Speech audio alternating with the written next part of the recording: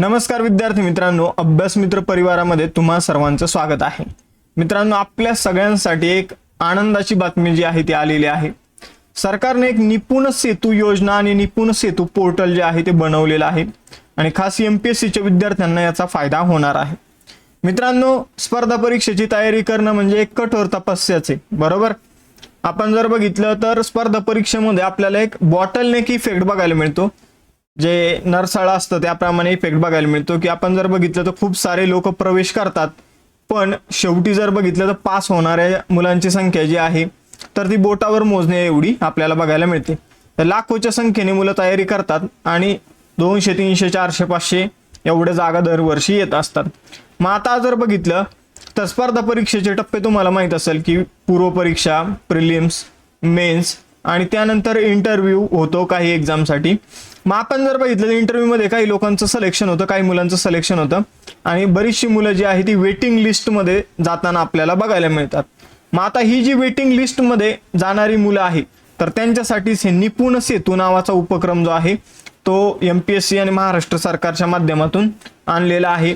हा जो उपक्रम आहे हा प्रतिभा सेतू जो यूपीएससीचा आहे त्याच्या धर्तीवर हा उपक्रम एमपीएससी मध्ये आणण्यात आलेला आहे।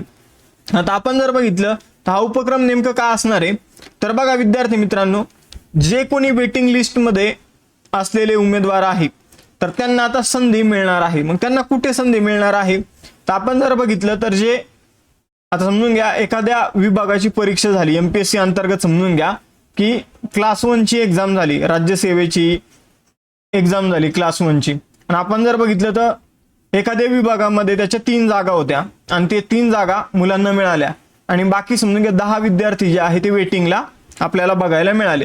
तर समजून घ्या राज्यसेवेमध्ये जी क्लास 1 ची एक्झाम झाली तसं महाराष्ट्रामध्ये इतर क्लास 1 च्या जागा खाली असणार आहेत।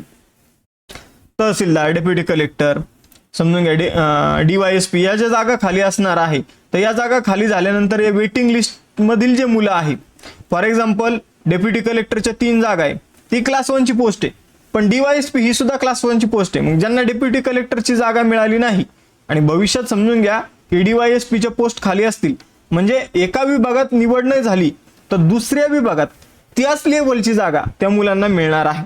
आता ग्रुप्स गटकामध्ये जर आपण बघितलं तर गटकामध्ये बऱ्याचशा अशा पोस्ट आहे जे एमपीएससी अंतर्गत त्यासाठी परीक्षा होते, क्लर्कची एक्झाम होते, त्याचबरोबर उद्योग आपण जर बघितलं तर उद्योग निरीक्षक आहे।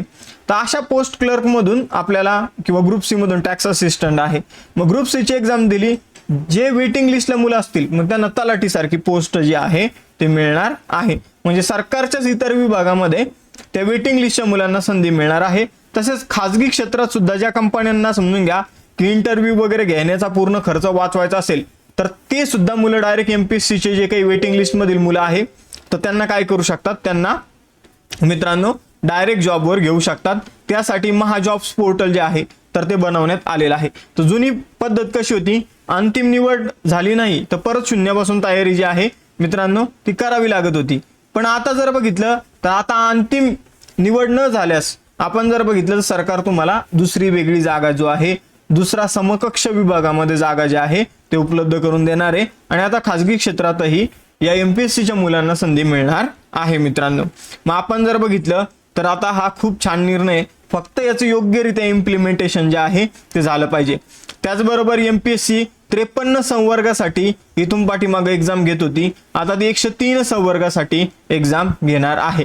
बऱ्याचशा शासनाच्या परीक्षा सुद्धा इतर ज्या परीक्षा आहे तर त्या रद्द होणार आहे मित्रांनो। तर गटकाची बरीचशी पदे एमपीएससी मध्ये ऍड होणार आहे, यामुळं जो काही मानसिक शांती आहे ती मुलांना मिळणार आहे, वेळ आणि पैशाची बचत होणार आहे। कधी कधी असं होतं की इंटरव्ह्यू खूप वेळा दिला तरी पण सिलेक्शन झालं नाही तर त्यामुळे कंटिन्यू तुमचा वेळ पण जात होता आणि पैसे पण जात होते, बरोबर। तयारी दरम्यान खूप खर्च लागतो, तर त्या पैशाची बचत होणारे एक आर्थिक स्थैर्य जे आहे ते मुलांना मिळणार आहे। आपण जर बघितलं खाजगी क्षेत्रामध्ये सुद्धा मुलाखतीचा 0 खर्च जो आहे तर तो खाजगी सेक्टर जे असतील स्पेसिफिक ज्यांना मुलं पाहिजे, क्वालिटी असलेले नॉलेज असलेले मुलं पाहिजे तर त्यांना आपण जर बघितलं मुलाखत खर्च त्यांच्यासाठी पण राहणार नाही आणि आपण जर बघितलं तर गुणवत्ता असलेली मुलं सुद्धा त्यांना मिळणार आहे। तर आपण जर बघितलं हा शासनाचा खूप चांगला उपक्रम आहे। आपण जर बघितलं तर यामुळे बरेचशा मुलांचं भविष्य जे आहे तर ते उज्ज्वल बनणार आहे. तर निपुण सेतू जो आहे तो अशा प्रकारचा सेतू आहे जो आपल्याला एका उज्ज्वल भविष्याकडे घेऊन जातो. तुम्हाला जर हा व्हिडिओ आवडला असेल तर निश्चितच तुम्ही आपल्या चॅनलला सबस्क्राईब करा, या व्हिडिओला लाईक करा आणि त्याचबरोबर आपल्या वेगवेगळ्या बॅचेस आहे. सध्या डॉक्टर बाबासाहेब आंबेडकर जयंती निमित्ताने आपल्या ॲपवर 30% डिस्काउंट आहे, त्याचा लाभ घ्यायला तुम्ही विसरू नका. थांबूया इथं, भेटूया नेक्स्ट सेशनमध्ये. चलो बाय बाय एव्हरीवन, जय हिंद सगळ्यांना.